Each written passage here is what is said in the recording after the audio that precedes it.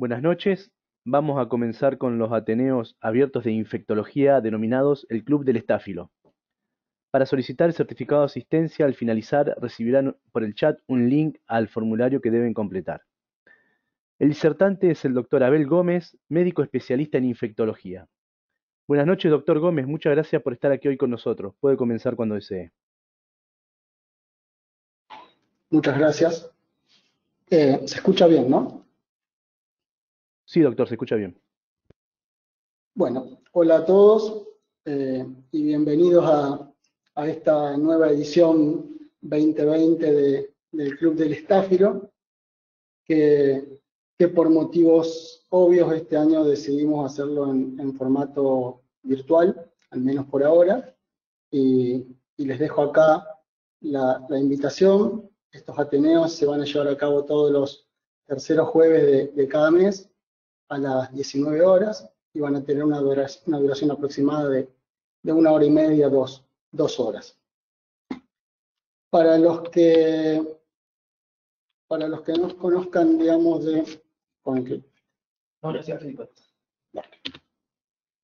para los que no conozcan de qué va esto del Club del Estáfilo, les cuento cuáles son los objetivos, digamos, de esta iniciativa que lleva adelante el Colegio de Médicos. En principio me gustaría recordarles que parece una paradoja que hagamos Ateneo de infectología en esta era, digamos, de la información, donde uno fácilmente, desde su casa y con una computadora, incluso desde el mismo celular, uno puede tener acceso a información infectológica de muy buena calidad. Uno puede acceder a libros, a revistas, a cursos online a distancia, puede ver novedades de congresos, puede escuchar charlas, etcétera, etcétera. Entonces parecería que el Club del Estáfilo es un poco más de lo mismo. Sin embargo, déjenme que trate de convencerlos de que la idea original de estos Ateneos tienen que ver con una idea un poco distinta y que con suerte va a aportar un conocimiento cualitativamente diferente al de simplemente obtener información. El primer objetivo del Club del Estáfilo es pensar y aprender la patología infectológica a través de casos clínicos, entendiendo que pensar y llevar adelante el razonamiento, hacer el ejercicio intelectual de pensar un caso clínico, plantear los diagnósticos diferenciales, la metodología diagnóstica, las necesidades terapéuticas, todo esto hace que todos los conocimientos que uno tenga se pongan juntos, digamos, ¿sí? Vayan mejorando desde el punto de vista cualitativo. Así que este me parece que es el primer objetivo importante de estos Ateneos. Aprender, pero aprender a través de casos clínicos, ¿sí? Esto está dirigido a estudiantes de los últimos años, está dirigido obviamente a profesionales, tanto de la especialidad de infectología como de otras especialidades que estén interesadas en aprender un poco más de esta especialidad. Para convencerlos de que es importante aprender a través de casos clínicos, a mí siempre me gusta recordar que una vez a Borges le preguntaron qué era la inteligencia, y el viejo que todo le remitía a ideas circulares y todo le remitía a bibliotecas y tenía muchas ideas que siempre le venían a la cabeza, lo primero que dijo es que la cabeza de una persona o la inteligencia era una suerte de biblioteca, ¿sí? Que tenía infinitos anaqueles, tenía infinitos estantes, donde uno en esos estantes iba poniendo el conocimiento. Sin embargo, el concepto importante era que dijo, pero ser inteligente no es tener una biblioteca muy grande, sino lo importante es tener un buen bibliotecario, ¿sí? Entonces esta es una primera idea que para mí está buena de lo que piensa Borges, esta noción de que el conocimiento tiene un aspecto cuantitativo y un aspecto cualitativo, ¿sí? Nosotros en la formación de pregrado y los primeros años de nuestra formación acumulamos mucha información, ¿sí? A través de cursos, a través de libros que leemos, de revistas, de lo que nos enseñan, pero nuestro cerebro es una suerte de cerebro alcancía, ¿sí? Es una suerte de biblioteca en la metáfora de Borges. Y a mí lo que me parece es que empezar a pensar juntos casos clínicos es la mejor forma de que uno entrene a ese bibliotecario que debería tener. Piensen que muchas veces diagnósticos que otra persona hace, uno tenía todos los conocimientos para llevar adelante el diagnóstico. Sin embargo, no llegaba a ser diagnóstico porque los conocimientos no se ponían juntos en el lugar adecuado, en el momento adecuado.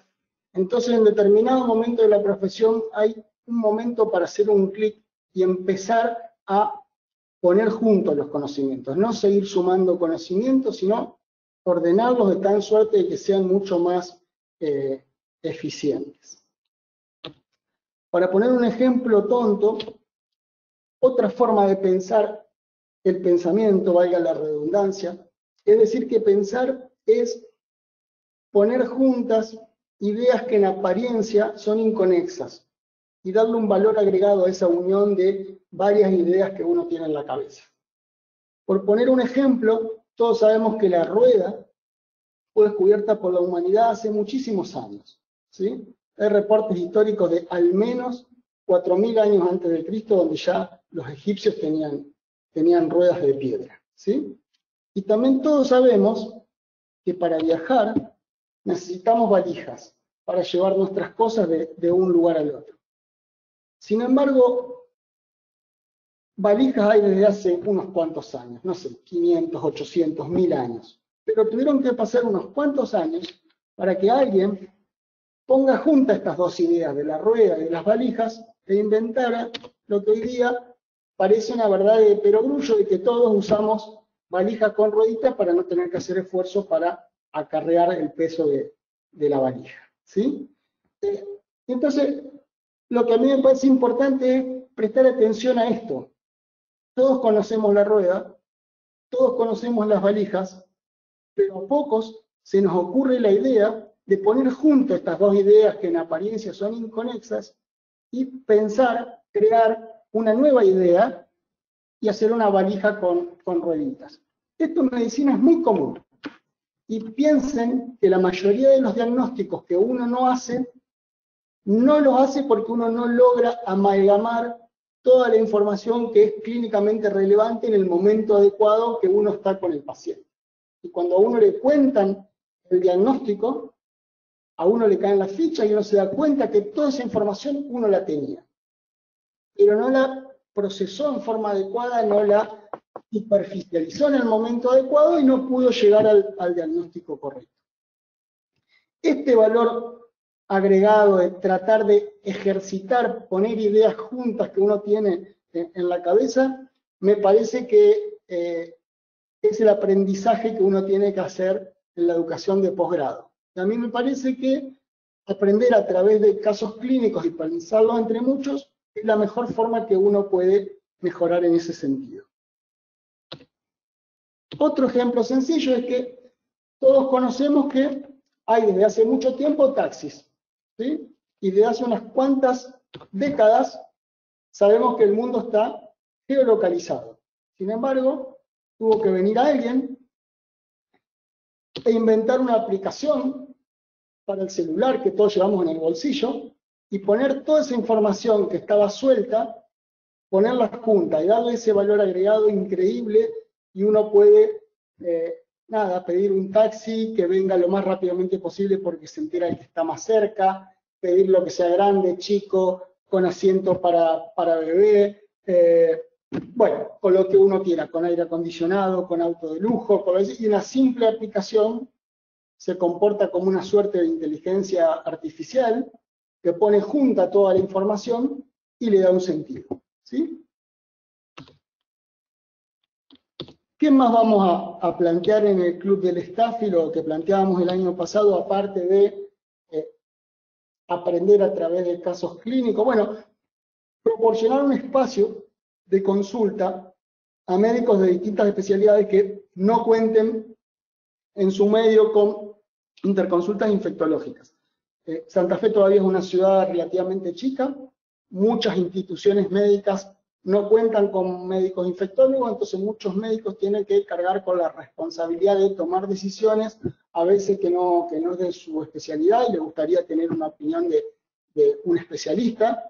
Entonces, bueno, este es un espacio para que ustedes también nos cuenten o casos clínicos o inquietudes de algún caso y que lo podamos charlar juntos. Este primero es una suerte de prueba piloto, a ver cómo funciona. Los casos los voy a contar yo, pero de algún modo iremos buscando la vuelta para que ustedes también del otro lado nos puedan mostrar casos clínicos y que los podamos ir charlando entre todos. Por supuesto, también aprovechar y que sea un medio más a todos los que ya conocemos, la televisión, los boletines epidemiológicos, el ministerio, etcétera, etcétera, donde podamos alertar acerca de ciertos brotes epidemiológicos, ciertas alertas infectológicas que están transitando en ese momento. Por supuesto, estrechar lazos entre profesionales de distintas especialidades. Entonces, por ejemplo, uno presenta un caso de una infección en un paciente reumático. Bueno, todos los que no somos reumatólogos aprenderemos de reumatología, todos los que no son infectólogos aprenderán de los que somos infectólogos y así tener un círculo virtuoso. Y por supuesto, y esta es una de ellas, lo que charlábamos de lo que es pensar y de cómo aprender en infectología, tomarnos a veces un tiempito para algunas lateralidades, contar algunos aspectos de la historia relacionada con la infectología, de la filosofía relacionada con la infectología, de la ética, etcétera, etcétera, algunos temas que vengan a cuento, y bueno, hoy más que nunca podría ser un tema central más que una lateralidad. Así que les deseamos que puedan participar todos los meses. Ojalá hagan que el bibliotecario que tengan en la cabeza sea cada vez mejor y que no les pase lo que le pasó a esta pobre señora que, desesperada por buscar al perro que perdió, no se dio cuenta que se sentó arriba del perro, lo aplastó y lo mató. Bueno, sin más preámbulo, vamos al primer caso que traje. Me gustaría, si quieren, yo estoy viendo en una pantalla el chat de ustedes.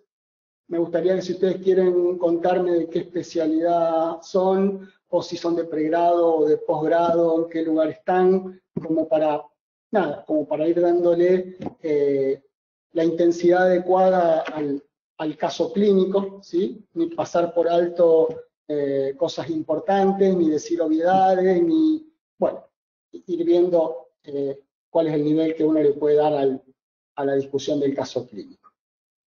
Este primer caso es un caso que, bueno, ya está en el título, uno ya sabe que es una infección fúngica, ¿sí?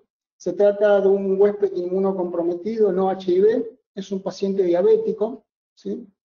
Es un varón de 51 años, que es un diabético muy mal controlado, tenía una hemoglobina glicosilada muy alta, que consultó por cefalea, fiebre de 2 o 3 días de evolución, y agregó esa mañana que consultó edema y eritema periorbitario, ¿sí? En el ojo izquierdo, y una disminución de la agudeza visual de 24 horas de evolución.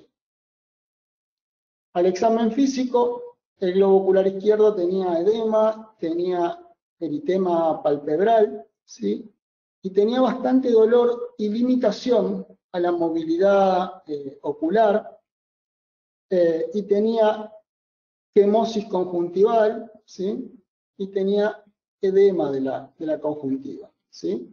También al examen neurológico tenía diplopía, como podrán ver tiene asimetría facial, tiene un séptimo paracraneal, tenía un poco de rigidez de nuca, y tenía dolor a la palpación sobre el maxilar izquierdo. Tenía un laboratorio, pongo solo los datos patológicos, con 13.220 blancos, 84% de neutrófilos, plaquetas normales, bueno, esta hemoglobina glicosilada que les dije hoy, una glucemia alta, una eritro elevada, una PCR muy elevada, y tenía un poquito de proteinuria y de glucosuria en orina con cuerpos cetónicos positivos. Así que este es el caso clínico. Si alguno quiere ir tirando alguna idea en el chat, la vamos viendo y la vamos charlando. ¿Cuál les parece que podría ser la interpretación sindromática de este paciente? ¿Cuáles les parece que podrían ser los principales diagnósticos diferenciales y por tanto cuál sería la metodología diagnóstica a pensar? ¿Hay alguien puso algo en el chat? Sí, ahí veo. Agostina Cargatagli. Hola, Agos. Bueno, sí, ¿no? El paciente tiene, Agostina puso celulitis preseptal, ¿sí? Es un paciente que tiene eritema y edema alrededor de la órbita ocular y por tanto el paciente tiene una celulitis periorbitaria, ¿sí? Ustedes saben que la celulitis periorbitaria es una infección de las estructuras anexas al globo ocular. El globo tiene una suerte de tabique, de fascia, entre la parte anterior y la parte posterior, entre el tercio anterior y los 2 tercios posteriores. Entonces la celulitis periorbitaria se las subdivide desde el punto de vista de diagnóstico, y esto tiene un impacto muy importante en el pronóstico, en el tratamiento y en las conductas y en los diagnósticos diferenciales. Se las divide en celulitis periorbitarias preseptales y retroseptales, ¿sí? Las celulitis periorbitarias preseptales tienen muy buen pronóstico. En general es una infección de piel y partes blandas que parte de alguna de las estructuras superficiales de los anexos del ojo, de los párpados, de las pestañas, ¿sí? De alguna glándula que se inflame. Entonces genera alguna irritación por algún maquillaje, por alguna alergia. Entonces se hace una infección de la piel alrededor del ojo, y esto tiene muy buen pronóstico, reconoce los mismos gérmenes que la celulitis facial o que la celulitis de miembros inferiores, y el paciente se lo puede mandar a la casa y dar antibióticos por vía oral, y andan muy bien.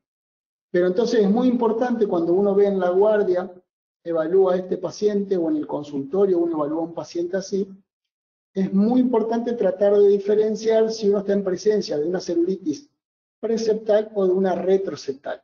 Y las 3 cosas fáciles para recordar son el dolor a la movilidad ocular, la proptosis y la limitación a la movilidad ocular. Cualquiera de esas 3 cosas debe hacer pensar en que podamos tener, ahí algo nos pone en el chat, de que podemos tener una celulitis periorbitaria retroseptal. Esto es, la infección ya compromete la grasa, está detrás del globo ocular, donde están los músculos del globo ocular y donde pasan el nervio óptico y algunas estructuras vasculares y algunos pares craneales por adentro de algunas venas.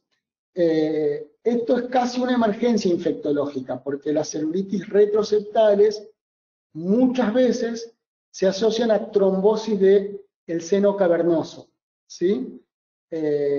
Y estos pacientes muchas veces requieren obviamente internación, tomografía, ver las estructuras por detrás del ojo, a veces se requiere un drenaje quirúrgico, bueno, a veces se necesita anticoagulación, realmente un pronóstico completamente distinto, ¿sí? Entonces este paciente podríamos decir que tiene una celulitis retroseptal.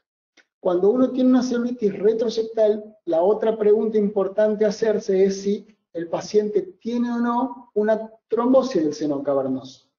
Que digámoslo así, Es la forma más grave de la celulitis retroseptal. Uno puede tener celulitis periorbitaria retroseptal sin trombosis del seno cavernoso o con trombosis.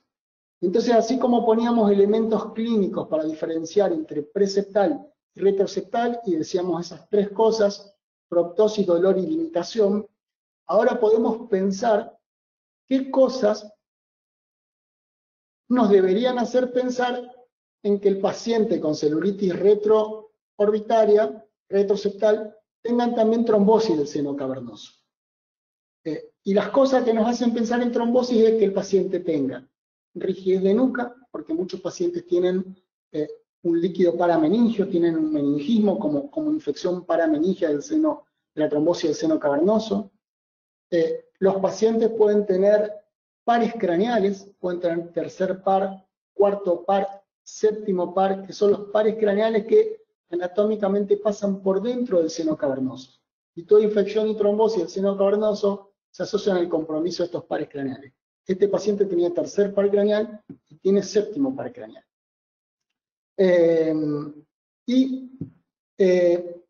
Otra cosa importante para pensar entre trombosis y no trombosis en la retroseptal es la disminución de la agudeza visual. Las celulitis periorbitarias no producen disminución de la agudeza visual, ¿sí?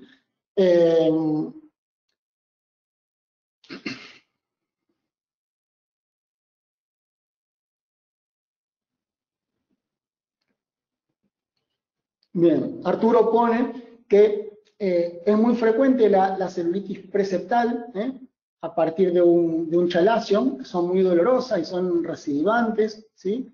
Que a veces se necesita el tratamiento quirúrgico, ¿sí? Y hay que destechar el abscesito que a veces se produce, y que se usa aminociclina como tratamiento profiláctico en gente que tiene chalazion a repetición. Sí, es así. Bueno, entonces este paciente probablemente tenga esas dos cosas, tenga celulitis retroorbitaria y tenga trombosis del seno cavernoso. Esto es una urgencia infectológica, entonces uno no duda en que este paciente hay que internarlo, hay que pedirle imágenes, hay que ponerle antibióticos endovenosos. Y bueno, entonces acá una pregunta importante antes que veamos la metodología diagnóstica: ¿qué les parece cuál podría ser un germen posible en este paciente diabético con celulitis retroorbitaria y trombosis del seno cavernoso?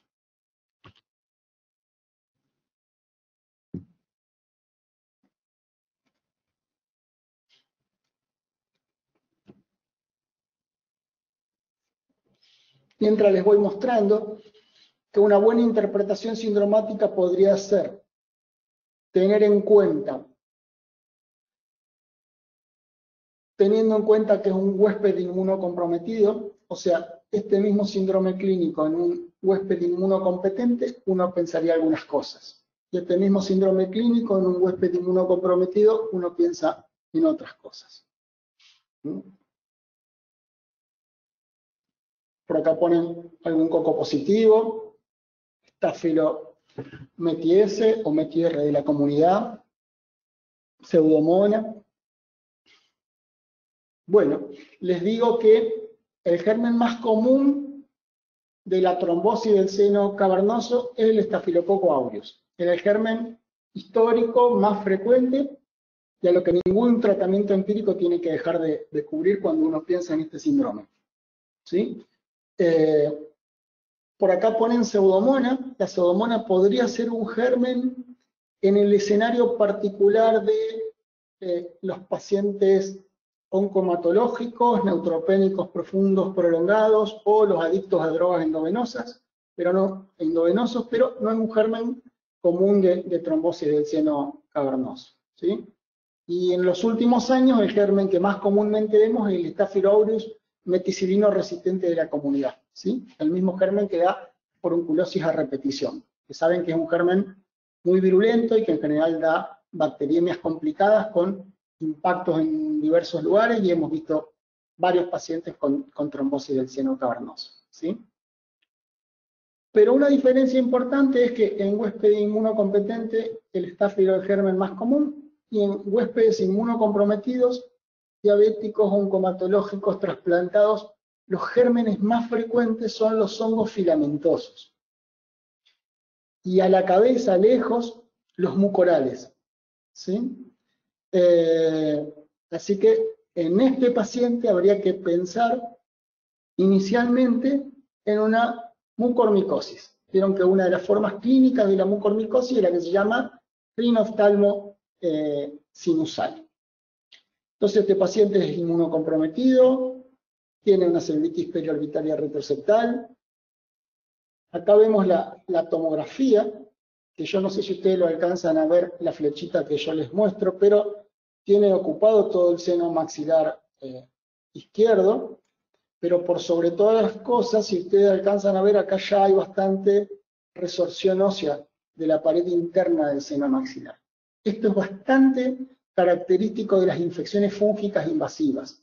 Cuando un aspergillus, cuando un mucor, cuando una pseudolisqueria da sinusitis en un huésped inmunocomprometido, la erosión es importante. Este paciente también tiene un síndrome meningio. Tenía fiebre, tenía cefalea y el examen físico tenía rigidez de nuca. Así que este paciente probablemente tenga que tener una PL como parte de la metodología diagnóstica. Y probablemente, sindromáticamente, este paciente tiene una trombosis del seno cavernoso. Les diría más, es difícil de ver la trombosis del seno cavernoso, a veces en la tomografía, a veces en la resonancia, pero este paciente, si tuviera una tomografía o una reso donde no se ve trombosis del seno cavernoso, hay que considerarlo como tal y tratarlo como tal, porque no hay otra explicación de la disminución de la agudeza visual y los 2 o 3 pares craneales en este contexto clínico de una celulitis periorbitaria retroseptal. La punción lumbar tenía una presión de apertura elevada, tenía 100 elementos, 60% de polimorfonucleares, una glucorraquia de 1,08, proteínas de 70, tinta china negativa, tinciones para dar, gérmenes comunes, todas negativas, y antigenorraquia para criptococo, todas negativas. ¿Sí? Para ponerles la contrapartida en el huésped inmunocompetente, casi todos los pacientes inmunocompetentes con trombosis por estafilococo aureus, tanto METI-S como METI-R de la comunidad, casi todos los pacientes tienen meningismo. Y para recordar fácil, un tercio y un tercio. Un tercio tienen un líquido cefalorraquídeo completamente normal. Un tercio, cuando uno los punza, tiene pleocitosis pero con cultivo negativo, o sea, tiene un líquido parameningio, ¿sí? Pero un tercio tienen meningitis verdadera.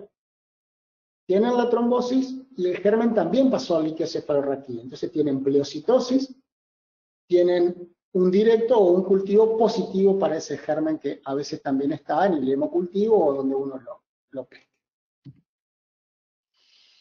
Muy bien. A las 24 horas el paciente evolucionó mal. Y ya acá les estoy dando una información muy importante. Miren este paciente y miren este paciente a las 24 horas. Les estoy diciendo que esta infección es muy agresiva, está teniendo un curso muy desfavorable. Si prestan atención, está bastante más marcada la parálisis facial, el edema palpebral es tan importante que no le deja la apertura ocular, ¿sí? El paciente estaba somnoliento, se le constataron 3 pares craneales, el cuarto, el patético, el tercero y el séptimo, seguía con cefalea, y al examen físico pueden ver, espero que vean la flechita, fíjense el paladar duro, hay toda un área geográfica, pálido grisácea, que era muy dolorosa. ¿Sí?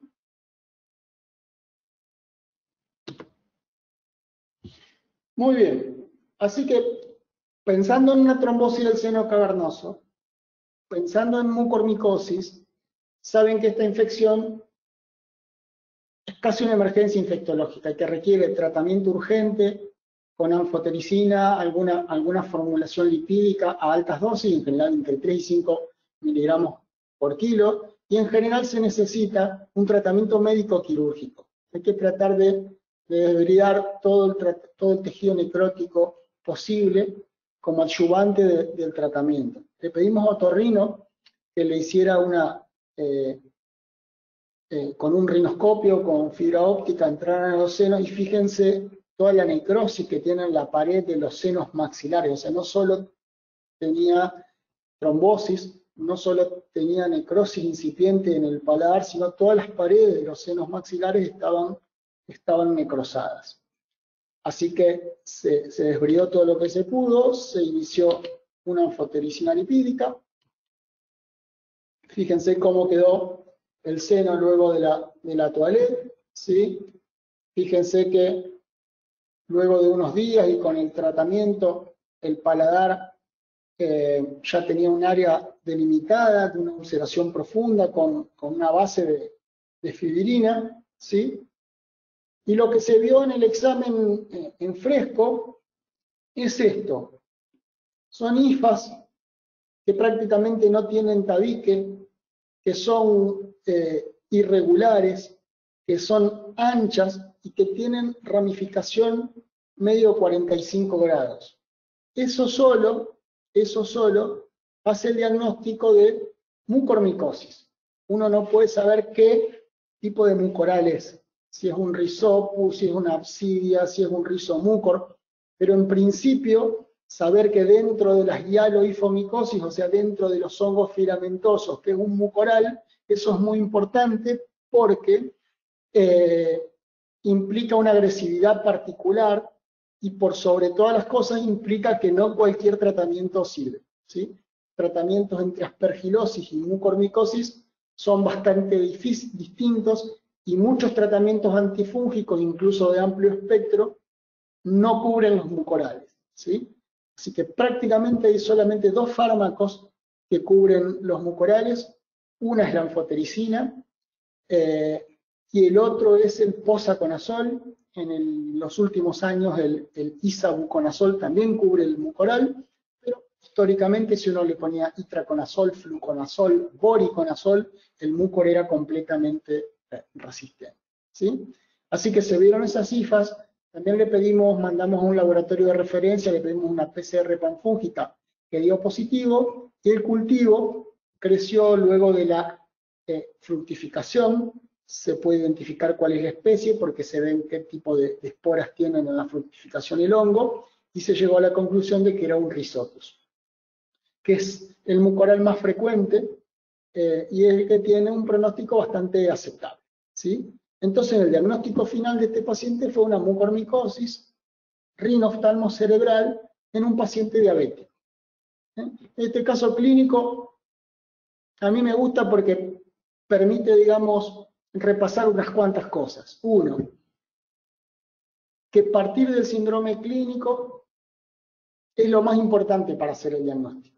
Difícilmente uno piense los diagnósticos diferenciales, la metodología diagnóstica, los tratamientos empíricos, la necesidad de internación, si uno no hace correcto el diagnóstico sindromático, ¿sí? O sea, este paciente no bastaba con decir que tenía eritema alrededor del ojo y que tenía una celulitis, ¿sí? Había que decir que este paciente tenía una celulitis periorbitaria que probablemente era retroseptal, que eso ya le pone un pronóstico muy malo, y que probablemente tenía asociada una trombosis del seno cavernoso. También nos permite recordar que el mismo síndrome clínico, el mismo enfoque que uno piensa el paciente, en los huéspedes inmunocomprometidos y los huéspedes inmunocompetentes son cosas diferentes, ¿sí? Así que un caso para que ustedes después lo vean tranquilo, repasen el tema. Yo estoy seguro que todos ustedes en algún momento han leído mucormicosis. Estoy seguro que a todos les suena que existe una forma clínica de mucormicosis que se llama rinoftalmocerebral. Estoy seguro que todos han leído celulitis periorbitaria, han leído tratamientos antifúngicos, han leído Staphylomedes, han leído de infecciones en diabéticos, pero todo ese conocimiento hay que articularlo en el momento adecuado cuando uno ve ese paciente, y ahí es donde hay que tener un buen bibliotecario y que el conocimiento venga a la mente cuando tiene que venir, en el momento que uno tenga que hacer un diagnóstico rápido y preciso, o por lo menos sospecharlo rápidamente y tomar las primeras conductas en forma adecuada. Bueno, antes de ir al caso número 2, que tengo otro, no sé si quieren hacer algún comentario, si alguien quiere que le habiliten los chicos el audio, quieren hacer un comentario, por ahí si es muy largo ponerlo por escrito. Alguno quiere comentar si vio algún paciente parecido. Les cuento que el paciente anduvo muy bien, ¿sí?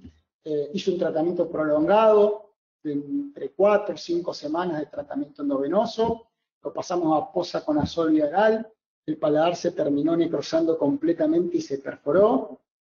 Hicimos una revisión de los senos paranasales, que estaba todo bien. El paciente quedó lúcido con el foco neurológico, con la parálisis facial y con la oftalmoplejía. Quedó con disminución de la agudeza visual, casi amaurosis de ese ojo, y lo derivamos a cirugía de cabeza y cuello para que le programara un colgajo en el paladar duro, porque bueno, obviamente el paciente con la perforación tenía comunicación entre las fosas nasales y la cavidad oral, ¿sí?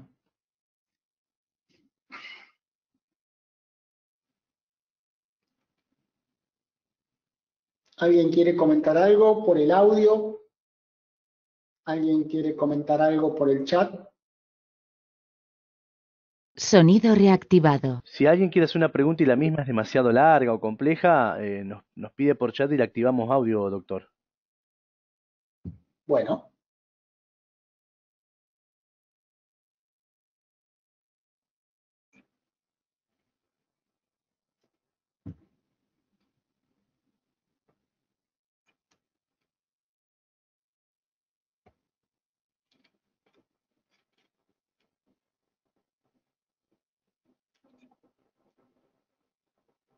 ¿No? ¿No hay comentarios? Sí, no, ahí entró una pregunta, pero usted no la ve porque la hicieron por YouTube, porque también lo transmitimos por YouTube. Pasame. Es una pregunta privada que hizo Florencia Anaí Vega. Ella pregunta si existe riesgo de recidiva. Es muy buena la pregunta. En general, una idea básica es que cuando uno tiene una infección oportunista, como es este caso, en infecciones fúngicas en particular, el tratamiento lo único que hace es controlar la enfermedad hasta que uno restablezca la inmunidad. Esto es paradigmático, por ejemplo, en pacientes oncohematológicos. Piensen, por ejemplo, en un paciente con una leucemia amiloide aguda, que le hacen una inducción, que está 28 días neutropénico, profundo, prolongado, después de antibióticos de amplio espectro, el paciente persiste con fiebre, le hacen una tomografía o le dosan un galactomanano, aparece un nódulo en la radiografía y hacen el diagnóstico con o sin lavado broncoalveolar de una aspergilosis pulmonar, ¿sí? Ningún tratamiento va a curar la infección fúngica en ese paciente.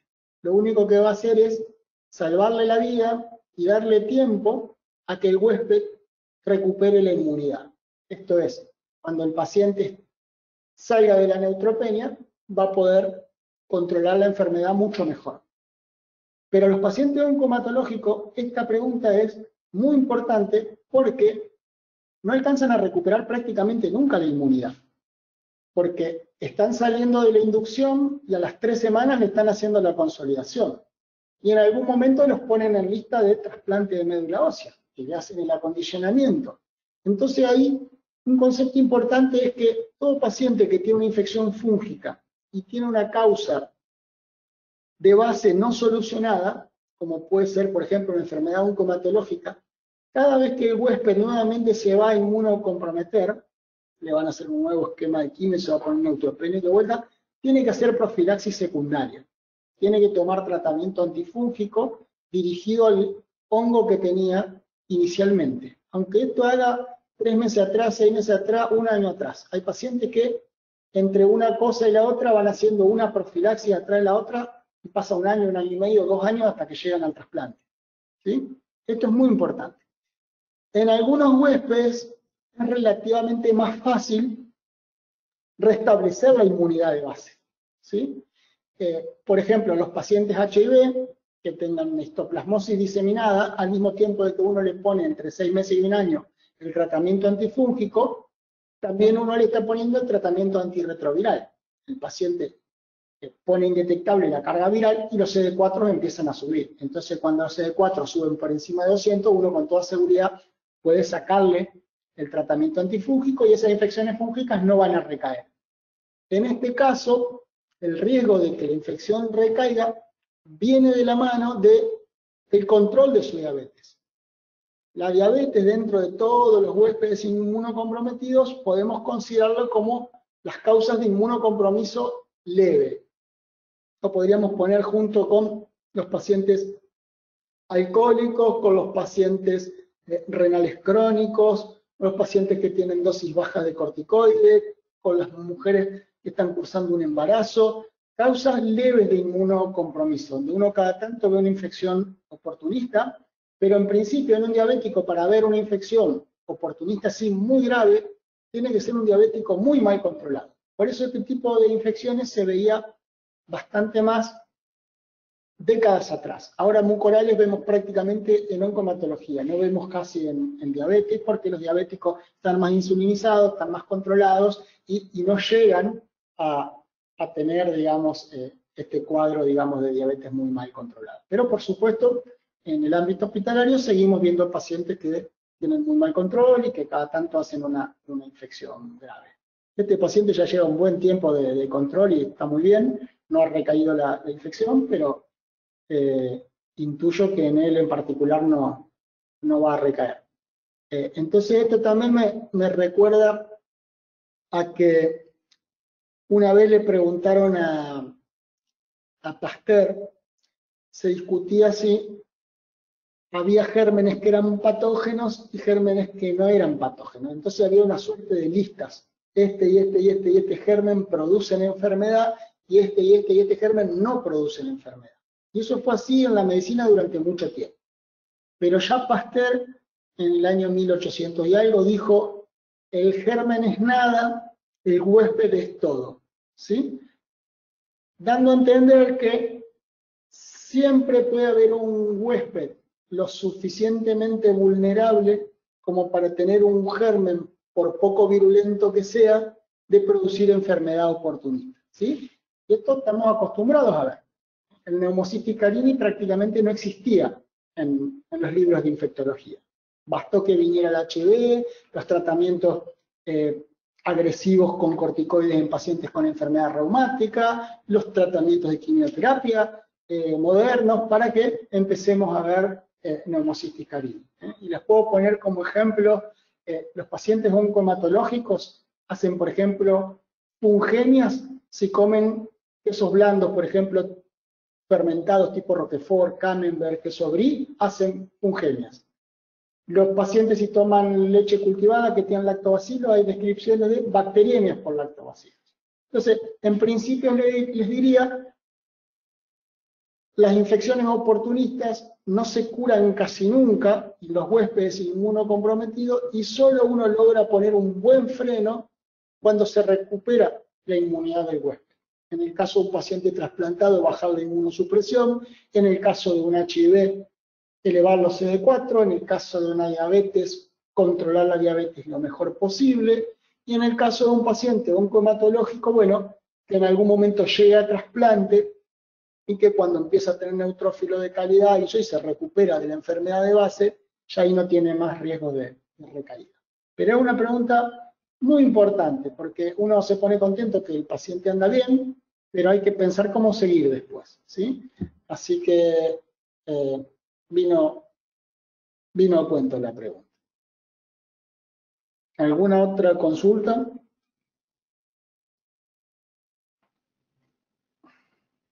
Hasta ahora no, doctor, no hay más preguntas. Bueno, vamos con otro caso.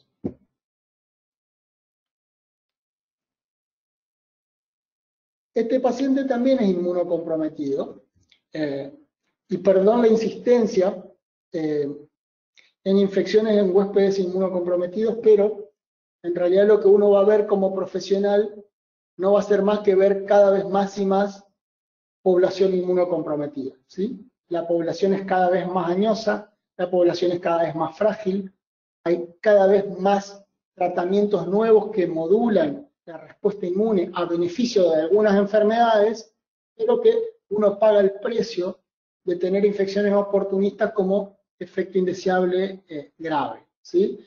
Así que todo médico de cualquier especialidad ve pacientes que están con corticoides por enfermedades autoinmunes, por enfermedades reumáticas, por colitis ulcerosa, por enfermedad de Crohn, por pénfigo, por psoriasis, por artritis psoriásica, pacientes que tienen enfermedades oncológicas que cada vez usan más tratamientos biológicos. Bueno, cada vez hay más pacientes con tratamientos biológicos y enfermedades reumáticas o enfermedades autoinmunes en general. Entonces, bueno, es un tema que continuamente hay que seguir sumando, digamos, ¿sí?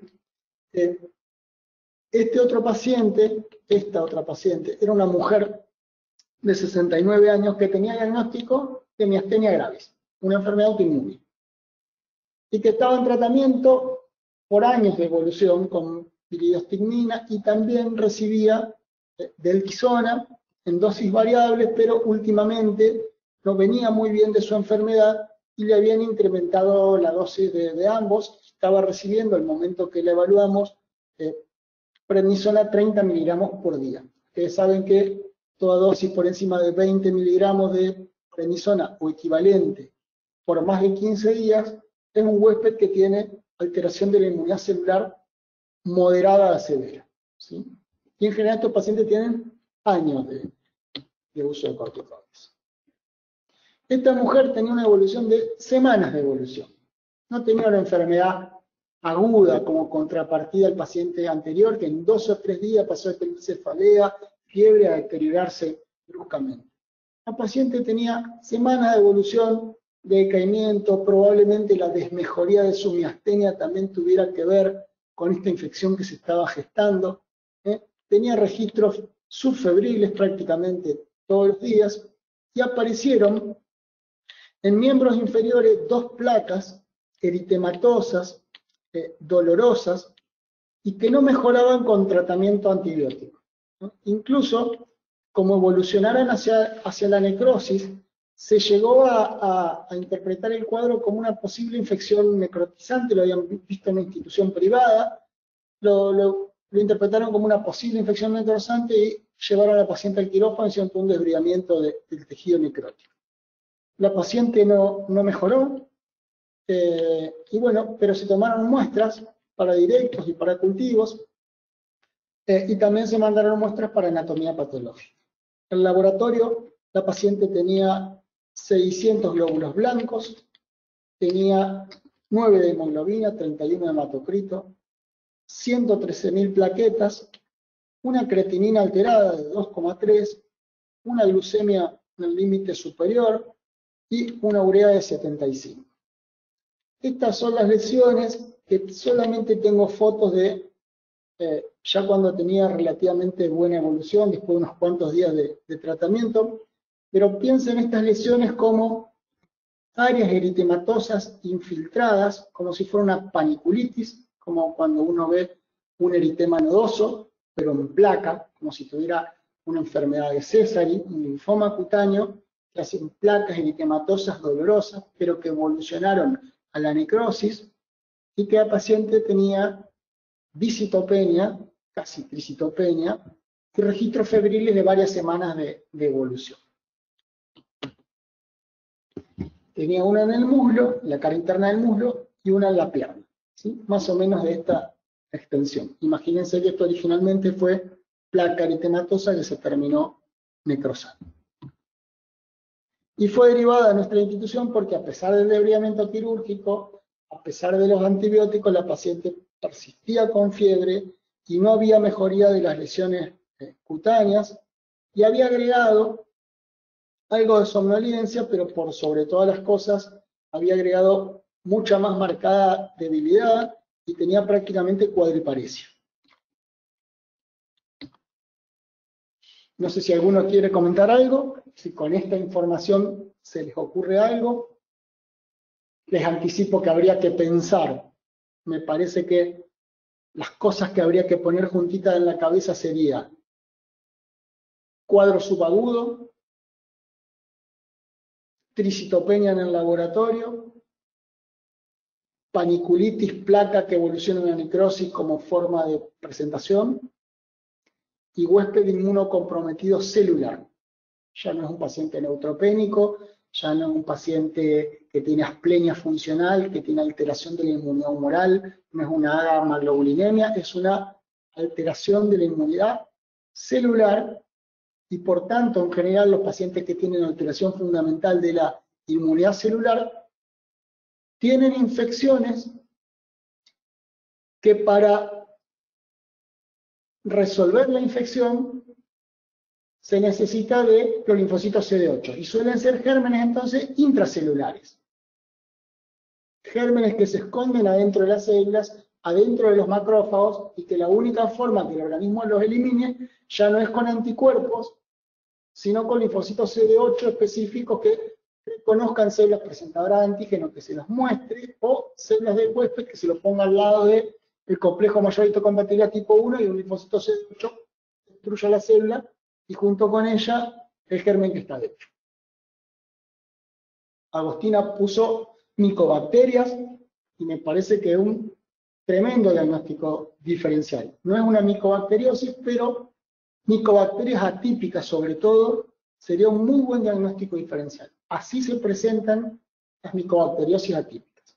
Algunas como nódulos subcutáneos, algunas como tenosinovitis, algunas como tenosinovitis y artritis, algunas como lesiones cutáneas varias, con o sin pulmón, con o sin diseminación, pero tranquilamente podría ser un Mycobacterium fortuitum, tranquilamente podría ser un Mycobacterium genolei, podría ser tranquilamente.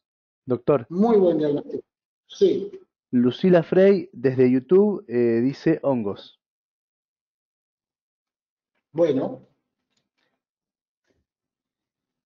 pueden ser hongos, pero podemos afinar un poquito, ¿no? Vieron que los hongos son filamentosos, los hongos pueden ser levaduriformes, esto es, las levaduras son los hongos que el cuerpo del hongo es una célula esférica, como si fuera una célula humana, ¿sí? Entonces ahí uno tiene un montón. La cándida, el paracoxidomicosis, la coccidiomicosis, el esporotricosis, un montón. Y después están los hongos filamentosos. El cuerpo del hongo, en vez de ser una estructura esférica, es una estructura tubular y que se van ramificando dicotómicamente. Las levaduras en general se multiplican por brotes, ¿sí? Donde sale una célula hija, y las hifas se reproducen por elongación. Van haciendo tabiques y elongaciones, tabiques y elongaciones, y se van multiplicando. ¿Qué les parece que podría tener de infecciones fúngicas esta paciente? Si pueden decir algo más cerquita. ¿Qué dirían más? ¿Les parece más cándida? ¿Les parece más aspergillus? ¿Les parece más histoplasmosis? Por poner así, 3 infecciones fúngicas relativamente frecuentes en inmunocomprometidos. Si alguno quiere poner por el chat, ¿qué les parece? Les doy una orientación. Yo les diría que si uno pensaría en esta paciente en infecciones fúngicas, la infección... ¿Se escucha? Sí, doctor, se escucha perfecto. Yo les diría que si uno tuviera que pensar en infecciones fúngicas, uno podría decir que la menos probable en esta paciente es la candidemia. ¿Sí? La candidemia tiene como 2 modelos, digamos, que son bien arquetípicos. Un modelo es la candidemia del paciente crítico agudo. Terapia intensiva, cirugía abdominal o pancreatitis necrosante, ¿sí? Con o sin fístula intestinal alta, disfunciones orgánicas, soporte de diálisis, catéter de nutrición parenteral, múltiples esquemas de antibióticos, y es el paciente que tiene candidemia nosocomial, digamos, ¿sí? Entonces, un nódulo subcutáneo, fiebre, sin respuesta a los antibióticos en un huésped así, uno fuertemente pensaría en candidemia, ¿sí? Y el otro escenario, el paciente oncohematológico, que aunque no tenga todas esas cosas del paciente crítico agudo, al hacer quimioterapia tienen mucositis severa y hacen candidemias a partir del intestino. Y muchos pacientes además tienen profilaxis con antibióticos, entonces hacen candidemias, ¿sí? Así que bueno, esta paciente me parece que no llena ninguna de las dos cosas. No es paciente neutropénica, no hizo quimioterapia, y no es paciente crítica aguda. Entonces, como mensaje para que se lleven, uno no esperaría ver una candidemia en un paciente que viene de la casa y toma corticoides, por cualquier enfermedad autoinmune. No podría esperar que tenga tuberculosis, criptococosis, salmonela, todos los gérmenes intracelulares, ¿sí? Por eso la salmonela, por ejemplo, es el germen bacteriano más común en la gente que, como oportunista, ¿no? En la gente que toma corticoides, porque es intracelular, ¿sí? María Sol, Entonces, bueno, digo, sí, a no, ver, hay María Sol Caminiti puso, no sé si se pronuncia como lo... Ajá, aspergillus sí, puso, muy eso, bien. eso. Ahora lo veo, no lo he visto. Puso aspergilosis. Bueno, de vuelta. Para tener una infección fúngica, y esto también es un conocimiento práctico, el sistema inmune se divide para fagocitar las esporas y para fagocitar las cifas. Ustedes saben que a temperatura del cuerpo, las cifas crecen como hifas, crecen como estructuras tubulares, ¿sí?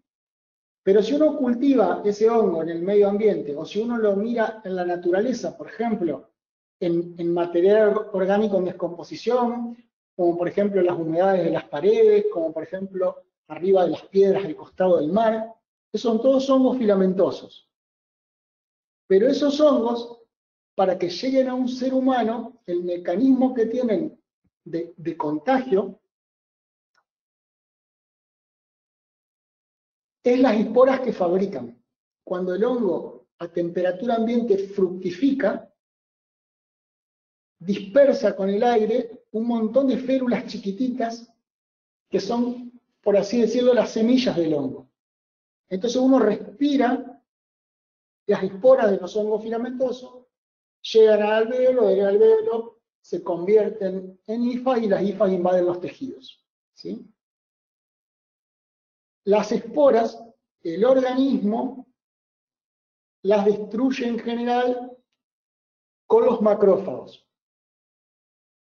Si los macrófagos no funcionan, aparecen las hifas y las hifas requieren que actúe el neutrófilo, ¿sí? Entonces, en general, los pacientes que no están neutropénicos profundos y prolongados, no es que no puedan, de hecho el paciente anterior que vimos era un paciente diabético que no estaba neutropénico. En general, los pacientes no neutropénicos no suelen tener hongos filamentosos. Si ustedes miran, por ejemplo, trasplante de órganos sólidos, tratamiento con corticoides, enfermedades reumáticas, van a ver 1000 a 1 criptococo, histoplasma, paracoxi con respecto a aspergilosis. Y la inversa. Si ustedes miran pacientes oncomatológicos, van a ver aspergillus, mucor fusarium, pseudoliskeria, 1000 a 1 con respecto a tuberculosis, histoplasma, paracoxi y todo lo demás. ¿Sí? Entonces, en principio le diría, muy alejado candidemia, y aspergilosis, no digo que no pueda ocurrir, pero lo pondría un escaloncito más abajo en el diagnóstico diferencial, ¿sí? Avanzo con el caso.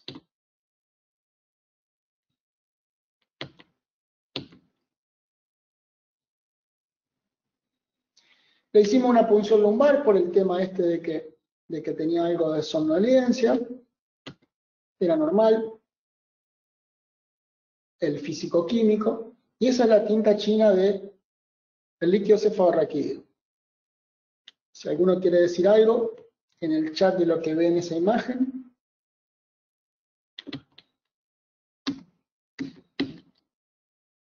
Etilaramba.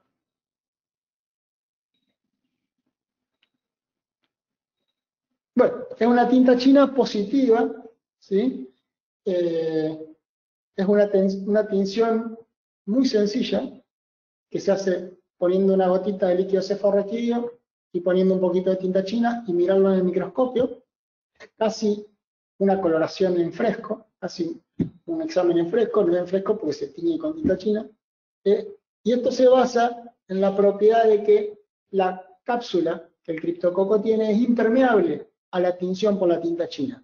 Entonces, en realidad, todo lo que uno ve acá en blanco son todos los criptococos que no se tiñen. Entonces uno ve un fondo de tinción de tinta china y por la no tinción, por la inversa, uno hace el diagnóstico de criptococosis. ¿Sí? Entonces esta mujer tenía una criptococosis meningia. El criptococo es un hongo muy frecuente de infección en pacientes que tienen alteración de la inmunidad celular. ¿Dónde vemos seguido criptococo?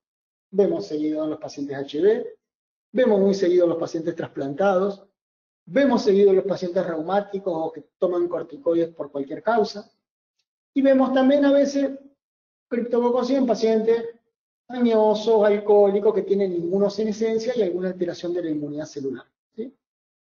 Sería rarísimo que ustedes vean una criptococosis en un paciente, por ejemplo, que tenga una leucemia. ¿Sí? Si la leucemia en algún momento requiere trasplante de médula ósea, y si ese trasplante es halogénico, y para evitar el rechazo tiene que recibir corticoides, programa, bueno, ya ahí no es más un paciente neutropénico puro, sino un inmunocomprometido combinado, que es neutropénico durante las quimios, durante su leucemia, y aparte agrega como tratamiento antirrechazo una alteración de la inmunidad celular. En esos pacientes uno podría ver. Pero ustedes no van a ver nunca un neutropénico febril y que el diagnóstico sea criptococo. No van a ver nunca. No van a ver nunca que sea tuberculosis el diagnóstico. ¿Sí? No van a ver prácticamente nunca que sea histoplasmosis. ¿Sí? Entonces, esta mujer, por el contrario, tiene alteración de la inmunidad celular, porque recibe corticoides a dosis inmunosupresoras por mucho tiempo. El criptococo es un hongo muy frecuente de infección oportunista en pacientes con corticoides. Así que era una de las infecciones a pensar. El síndrome más común del criptococo en inmunocomprometidos es la meningitis crónica. La segunda más frecuente es la fungemia, simplemente pescar el criptococo en sangre o hacer un test de látex y que dé positivo. En tercer lugar común es el pulmón. Y el cuarto lugar común es la piel. ¿Sí?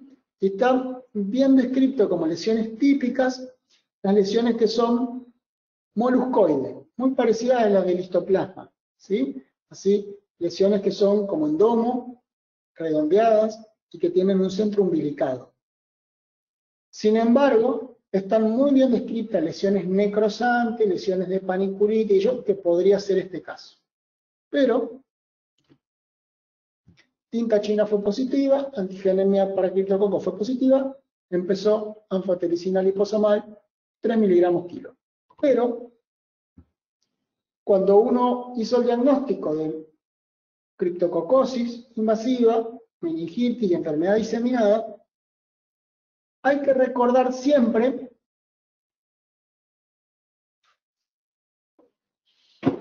bueno, excelente, no sé quién es Lucila Frey, pero se adelantó, 100 puntos, puso. Es raro el criptococo de ese tamaño en piel, ¿no? No le viene a la mente que los pacientes con criptococosis tengan esas lesiones cutáneas. Y entonces pone, asociado a otro microorganismo, ¿sí? Otra enseñanza de este paciente es que nunca hay que quedarse tranquilo con un diagnóstico en los huéspedes inmunocomprometidos. No pocas veces tienen más de una infección, o en forma sincrónica o en forma secuencial. Por ejemplo, en los trasplantados es muy común que en el periodo de máxima inmunosupresión se reactiva el citomégalo. O sea, se hace enfermedad diseminada por citomégalo y el citomégalo per se produce una inmunosupresión adicional a la que ya el paciente tiene por su medicación inmunosupresora. Entonces no es raro esta secuencia. Paciente que hace un rechazo, le hacen un pulso de corticoides, se reactiva el CMV, enfermedad diseminada por CMV, y cuando uno está haciendo el tratamiento para CMV aparece una infección oportunista adicional. Aparece una histoplasmosis, aparece una endocardiosis, aparece una tuberculosis, aparece otra infección. ¿Sí? En los pacientes HIV eso se llama efecto dominó, que también está bien descrito. Cada infección oportunista baja adicionalmente los CD4 bastante más. Supónganse que un paciente tenga 100 CD4 y que haga una toxoplasmosis cerebral. Cuando tiene la toxoplasmosis, eso produce citopenias adicionales y linfopenia adicional, y a lo mejor el paciente en el curso agudo de la toxo tiene 30 CD4 en lugar de 100. Entonces, mientras uno está tratando la toxo, por ahí el paciente hace un Mycobacterium avium diseminado. ¿Sí? Entonces, en todos estos pacientes, siempre hay que seguir buscando. No se queden con un solo diagnóstico. ¿Sí? Y por sobre todas las cosas, más que guiarse por intuición, por olfato, simplemente sabiendo este concepto, uno sabe que todas las muestras hay que procesarlas prolijamente para todas las cosas que uno puso en la lista de diagnósticos diferenciales. ¿Sí?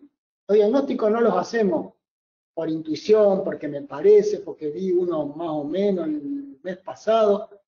Es definir adecuadamente el síndrome clínico que ese paciente tiene, conocer qué síndromes clínicos las distintas infecciones producen, armar la lista de diagnósticos diferenciales para ese paciente y llevar a cabo una metodología diagnóstica que permita confirmar y descartar cada uno de los diagnósticos que pusimos en la lista de diagnósticos diferenciales. ¿Sí?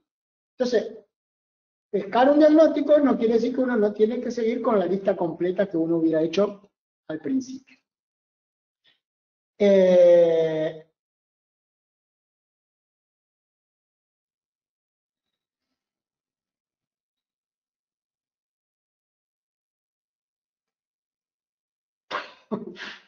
Bueno,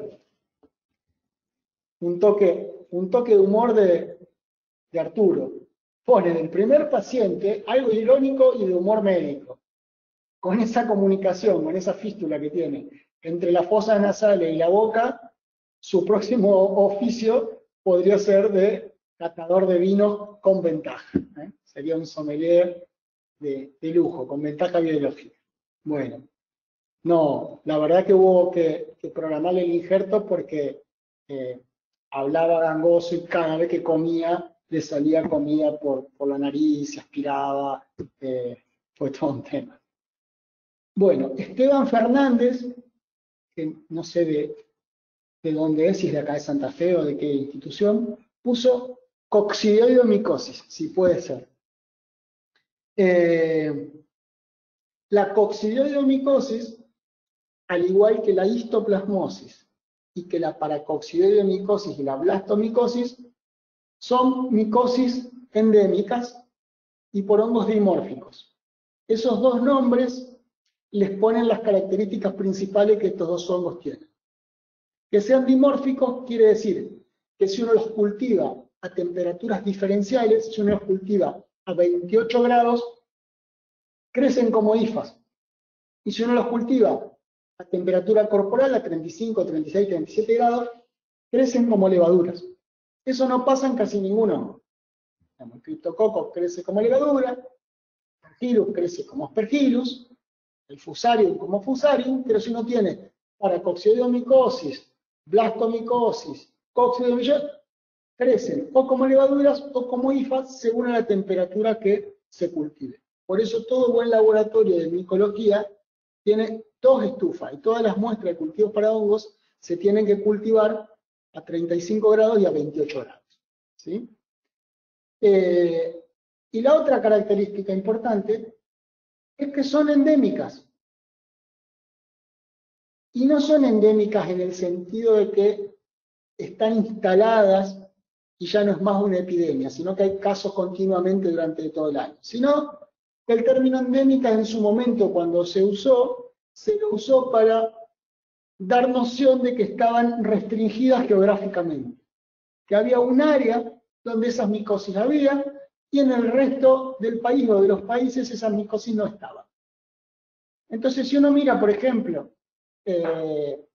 para coccidiomicosis, uno sabe que hay desde el norte de la provincia de Santa Fe y para arriba y hacia el este, o sea, el sureste de Brasil y un poquito más arriba también, Formosa, Chaco y el norte de Santa Fe. Uno no va a ver nunca un paciente de Río Negro con paracoccidiomicosis, ¿no? Porque depende de los requerimientos nutricionales y de temperatura y de pH y de humedad que cada hongo tenga para poder vivir en el medio ambiente. La histoplasmosis es una micosis endémica que le gusta los climas tropicales, subtropicales y con cierto grado de humedad, con cierto grado de pH y tiene que estar cerca de mucha cantidad de ríos, tiene que haber muchas inundaciones, mucha humedad en el ambiente. Por eso en Santa Fe estamos en el horno con la histo, ¿sí? Y la región del litoral, ¿sí?, fue la región típica del país donde siempre hubo histoplasmosis. Ahora con el cambio climático, medio que uno puede ver histoplasmosis de varios lugares, ¿sí? Brasil tiene algunas áreas donde tiene histoplasmosis.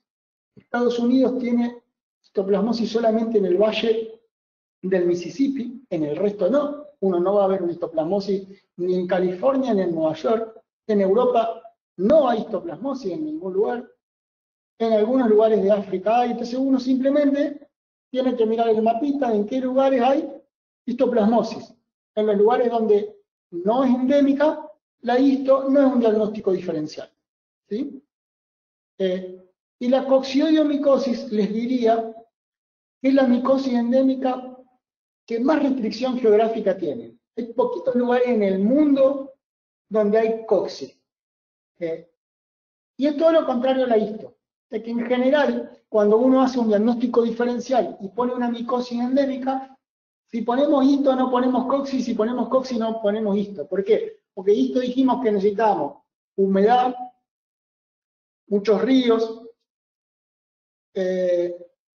pH alto, y en cambio el cocci necesita climas muy secos y ventosos, ¿sí?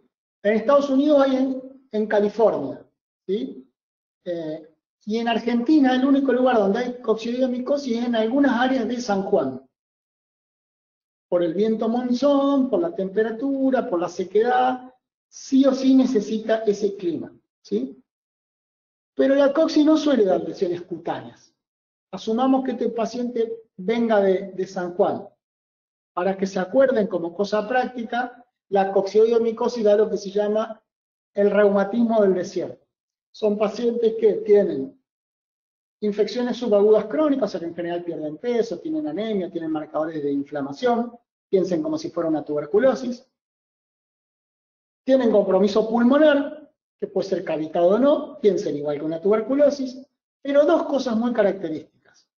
La eosinofilia es muy elevada, ¿sí? Es una de las causas de hipereosinofilia. No es poco común ver un paciente con cocci, 30% de eosinófilos. Y tienen dolores articulares incluso con artritis. Entonces, todo paciente que piensen en tuberculosis, que tenga artritis y eosinofilia, hay que pensar en cocci.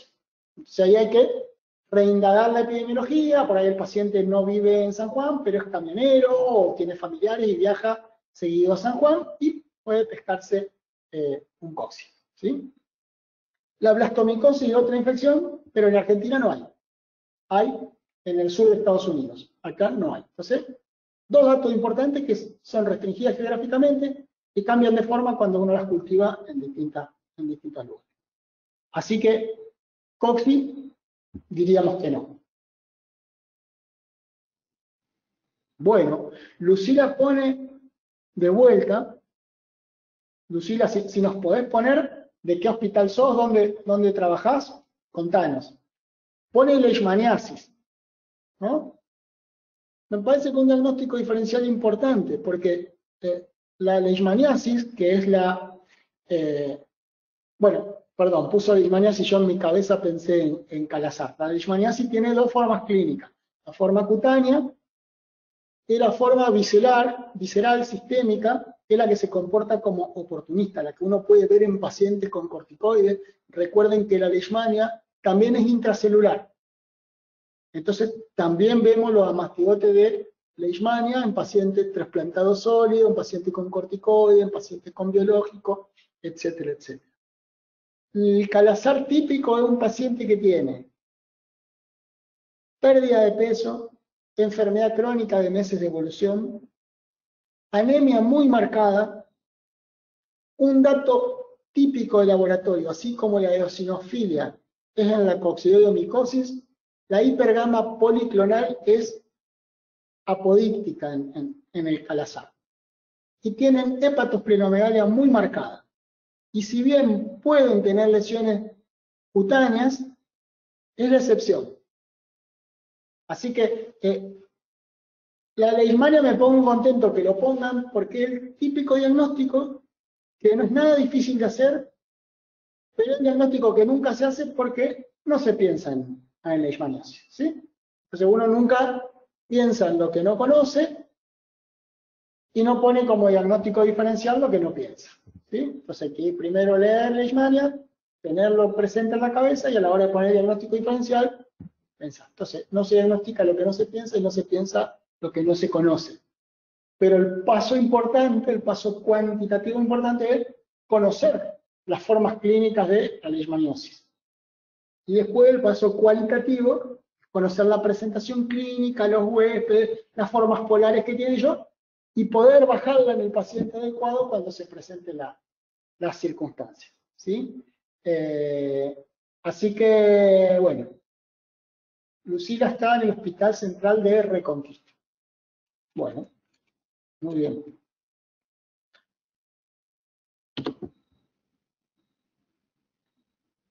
Entonces, como les decíamos, esta paciente mandamos la muestra a procesar para todo lo que habíamos puesto en los diagnósticos diferenciales.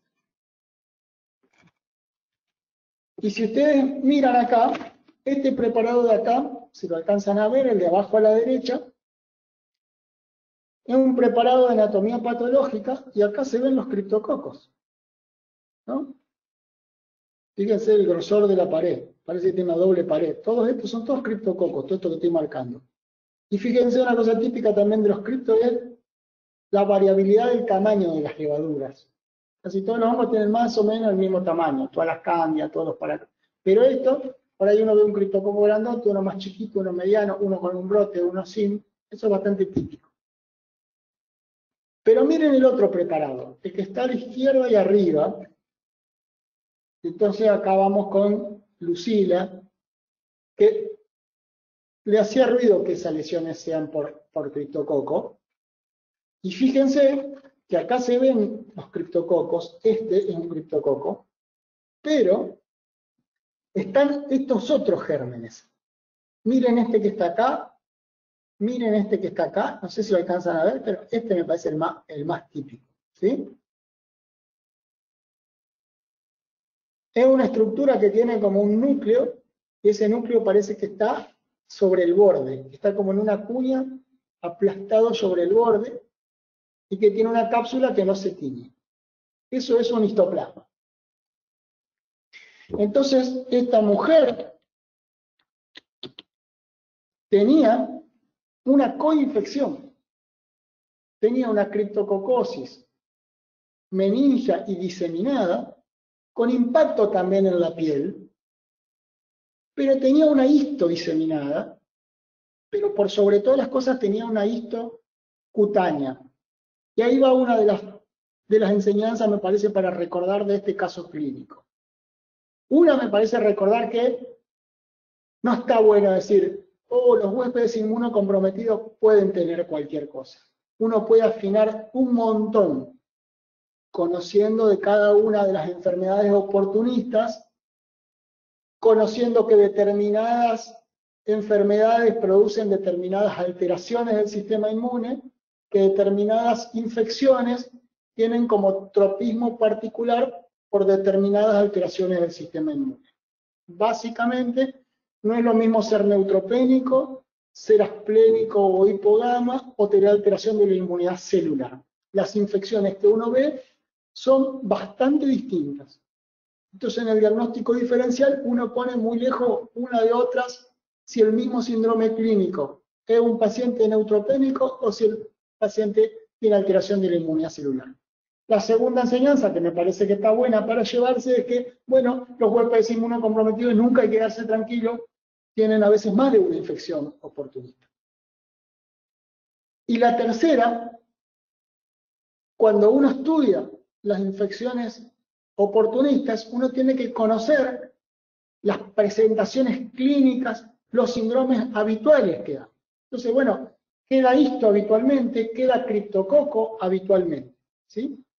El criptococo da lesiones que en general son cutáneo-mucosas, casi siempre con compromiso de la mucosa oral, a veces con ulceraciones de las encías o de la lengua, y lesiones que son moluscoides en general en la cara, aunque puede haber en el resto del cuerpo, pero básicamente en la cara. Uno las escarifica y ve los hitoplasmas como en esta foto y uno hace el diagnóstico muy fácil, ¿sí? Pero eso lo vemos seguido en los pacientes HIV. En los pacientes con alteración de la inmunidad celular, al igual que los HIV, pero cuya causa no es el HIV, sino el uso crónico de corticoides, o son pacientes trasplantados de órganos sólidos, una presentación clínica que hay que sumar a la histoplasmosis, a todas las que uno conoce, es la paniculitis necrosante, de curso así subagudo crónico, ¿sí? Es común. Recuerdo a esta paciente, recuerdo un paciente con síndrome nefrótico, recuerdo 3 o 4 pacientes trasplantados renales. La placa de paniculitis que se necrosa es una manifestación de histoplasmosis. Y si encima en el laboratorio tienen citopenias progresivas, más a favor.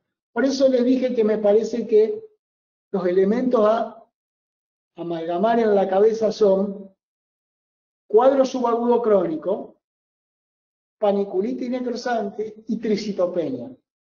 Si uno logra hilvanar esas 3 cosas, el diagnóstico de esto va a venir rápido a la cabeza, ¿sí? Pero bueno, hay que hacer esto. Hay que leer el tema, conocerlo y después juntarse a charlar casos clínicos donde uno pueda recalcar este tema, que se incorpore, que se relacione y que se haga esta cosa que yo digo de, que Borges decía, ¿no? Que yo digo de entrenar al bibliotecario que uno tiene en la cabeza, ¿no? Van a ver que hay muchos médicos que tienen muchísimo conocimiento y que son muy estudiosos y que tienen mucho conocimiento enciclopédico, pero no necesariamente son tan buenos médicos para diagnosticar lo que tiene un paciente, ¿no? Y esto es lo que la gente intuitivamente decía, la medicina es un arte. Y no hay nada de mágico, es simplemente aprender adecuadamente las cosas, ya que en medicina suele ser más importante aprender bien que aprender. Poco y profundo y no tanto mucho e inconexo. Volviendo a la idea que dijimos al principio, que pensar en general y en medicina en particular es poner juntas ideas que en apariencia están inconexas. Y cuando uno las pone juntitas, adquieren un significado especial, ¿sí? Particular, tiene un valor agregado, tiene un plus. Cuando uno las pone juntas, como vimos el Uber y como vimos la valija con rueditas. Esta paciente le iniciamos tratamiento con anfotericina B, pero le pusimos complejo lipídico. Y de paso, llévense un tip de tratamiento. Todas las anfotericinas lipídicas, que hay 3, ¿sí? El complejo lipídico, la liposomal y la dispersión coloidal, Dos son las que más se usan porque casi no se usa dispersión coloidal, se usa la liposomal y el complejo lipídico. Los dos tienen indicaciones básicas cuando el paciente tiene una infección severa y tiene alteración de la función renal, o cuando uno empezó en fosfericina común y en el transcurso del tratamiento se deterioró la función renal. O sea, función renal alterada desde el vamos o como efecto indeseable de la anfotericina común. Pero recuerden que el espectro es exactamente igual de las anfotericinas lipídicas con respecto a la anfotericina de oxicolato común. Y el costo es exponencial entre uno y otro. Y las dos, o las tres, tienen prácticamente las mismas indicaciones. Pero, esto que tienen nombres distintos, que una se llama liposomal, otra se llama complejo lipídico, otra se llama dispersión coloidal, quiere decir que son distintas las moléculas de lípidos que la formulación usa de carrier para llevarla al organismo, para que se entregue a la célula y para que la molécula no haga toxicidad renal, para que no entre en contacto la molécula con el túbulo renal. ¿Sí? Y las dos, les diría que pueden usar indistintamente una y otras, el Abelset o el Ambisome, sin ninguna predilección de una por sobre la otra. Pero hay dos situaciones clínicas donde uno debería usar más una o más otra. Cuando hay compromiso del sistema nervioso central no meningio, sino del parénquima cerebral, de un absceso cerebral por aspergillus, por ejemplo, en un neutropénico, ahí la anfotericina liposomal, el ambisome, se concentra. Y cuando hay una infección que predominantemente es del sistema retículo endotelial, hígado, vaso, macrófagos, médula, ganglios, el complejo lipídico, una molécula mucho más grande, y como cuerpo extraño, entre comillas, lo captación del sistema retículo endotelial. Y ahí el Abelset es mucho más útil que el Ambisome. Entonces, si van a gastar plata en un complejo de lípidos, piensen qué enfermedad es la que van a estar tratando. Histo o paracoccidioidomicosis o alguna micosis endémica con mucho sistema retículo endotelial, o leishmaniasis visceral, el calazar, Abelset. ¿Sí? Sistema nervioso central, parénquima, no meningitis a criptococo, parénquima, ambisome. Y cualquiera de las dos para cualquier otro escenario. Neutropénico febril, candidemia, lo que. Es cada paciente durante la evolución. Bueno, y con ella terminamos. Me parece que estamos en horario para terminar. Yo había traído 2 casos más, pero me parece oportuno que los dejemos para futuros ateneos, y a mí me parece mucho más importante que hagamos esto, que charlemos los casos, que le demos profundidad, que le saquemos enseñanza, que nos llevemos a la casa, digamos, conceptos, y que bueno, y que pueda ser más aprovechable, digamos, ¿sí? Bueno, les agradecemos a todos que hayan participado, que se hayan conectado. Ojalá esta modalidad, que no es la ideal, ayude mucho y sea mucho mejor que no hacer nada. Y bueno, le iremos dando continuidad a un ateneo por mes. Y recuerden que quien le interese contar un caso que hayan tenido, tanto si ya tienen el diagnóstico definitivo y les parezca interesante compartirlo, o algún paciente que todavía no tenga el diagnóstico definitivo y tengan intenciones de charlarlo para ver qué se pueden prolijar del razonamiento del paciente, de la metodología de estudio, etcétera, etcétera, sobre todo a la gente que está en localidades más chicas, con todo gusto. Ténganlo relativamente armado en un par de diapos, y yo voy a ir viendo con la gente de informática cómo podemos hacer para que ustedes de su casa muestren algunas diapos y que las podamos ver entre todos y podamos comentar estos casos, ¿sí? Bueno, muchas gracias de vuelta, nos estamos viendo.